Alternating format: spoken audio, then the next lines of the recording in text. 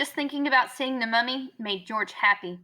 He went down 5 flights of stairs to G deck and practically skipped along the long hallway toward the front of the ship. He ducked into the doorways a few times to hide from the night stewards.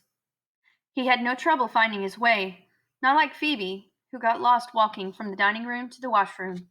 Next time, I'll leave a trail of breadcrumbs, like Hansel and Gretel. And she said, their first day on board, how about lemon drops? George had suggested. Phoebe had giggled. The hold was in the very front of the ship, past the mail sorting room and the cabins where the stokers and firemen stayed. Too bad George thought that there wasn't time to sneak in and see those escape ladders. Luckily, there were 2 more days at sea. George walked right through the doors of the first class baggage room and down a steep metal staircase that led to the hold. All around him were crates and trunks and bags neatly stacked on shelves and lined on the floor. It took him a minute to figure out that everything was arranged in alphabetical order by the owners' names and a few minutes to find the bees.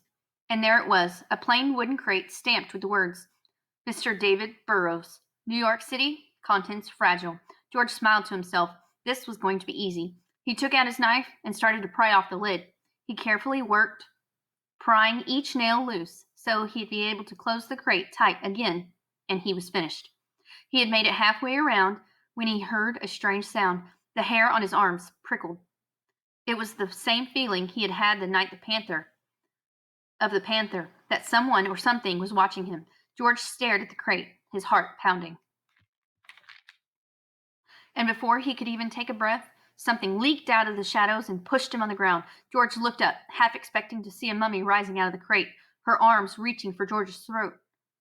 What he saw was almost as horrifying. It was a man with glittering blue eyes and a scar running down the side of his face. He grabbed George's knife out of his hand. The man was small, but very strong. I'll take this, he said, admiring it. Then he looked George up and down. So, the man said, trying to fill your pockets with some first-class loot? George realized he must be a robber. George had caught him in the act.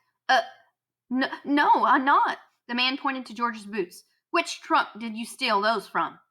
Cost more than a third-class ticket, I'd say. George shook his head. I got them in London, he said, and too late to realize he had made a mistake. Ah, a prince from first class, the man said with a hearty laugh. Just down here for a little thrill. What's your name? George, said George softly. Prince George, the man said, bowing in a joking way. A pity those boots wouldn't fit me, he added, standing up. But do you have something I'd like? Your key? Always wanted to see one of those first-class cabins. There was no way George could let this man up to the suite. He'd jump overboard before he let him near Aunt Daisy and Phoebe. There's a mummy down here, he blurted out. It's worth millions. It's in that crate. The man raised his eyebrows. George kept talking. I thought I could sneak it off the ship and sell it in New York, George lied. My father's business is bad. I thought if I could sell it. The man looked at the crate. I like the way you think, said George. He waved the knife at George and told him not to move. And then he quickly worked the knife around the lid. Obviously, he had done this many times before.